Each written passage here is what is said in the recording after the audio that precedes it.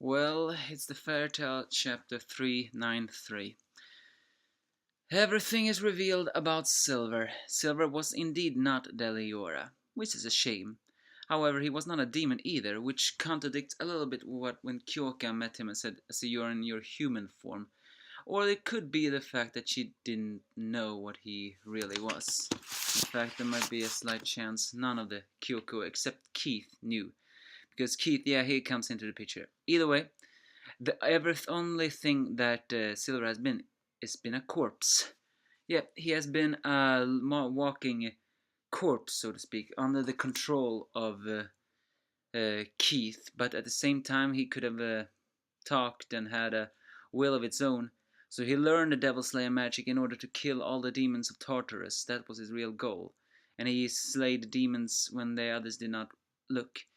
The grave he visited was the family grave of Mika, his wife. He wanted to destroy the demons and reunite with his wife. However, during the Grand Magic arc, he saw Grey on the screen and realized Grey was alive. And he then said his hands were dirty because in order to keep his cover, he had to do many horrible things. He begs Grey to kill him, or end him, so to speak. Grey prepares to do that, however, instead he breaks down and crying, saying he cannot kill his own father. Silver smiles and hugs him, saying that he was a gentle boy and that both he and that Silver and his mother Grey's mother Mika, is proud of him.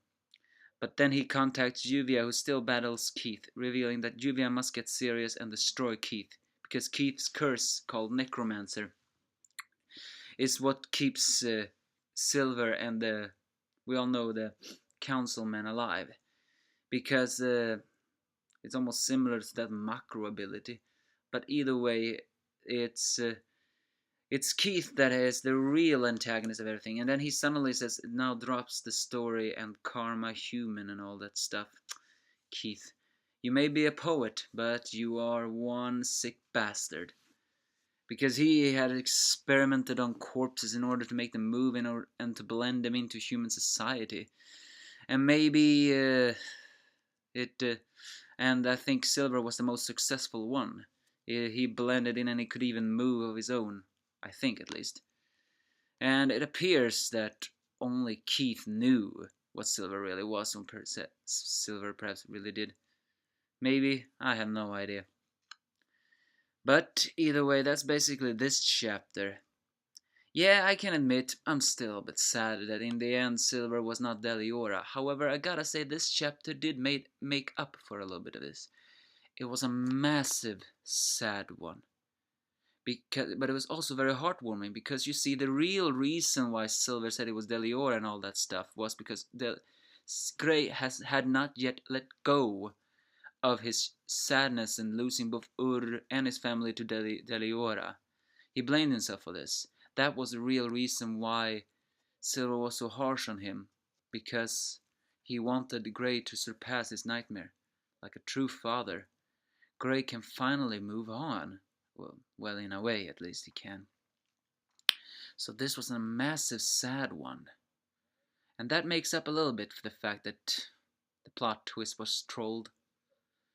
Now next week's chapter is called Juvia versus Keith. Can Juvia finally defeat that skull bones or whatever? Because apparently Keith is not as strong as the other 9 demon gates. Or will despair awaits us? Because if destroy Keith, then destroy the councilman and Face will be stopped and all that stuff. But something tells me that won't happen. I mean, even if she destroys Keith, I have a feeling the Face will still explode, and more likely, something other bad will happen. Also, if Keith is destroyed, Silver will also end, so that will cause great cry. Things were truly sad in this chapter, but I was glad that it was this kind of one. See ya.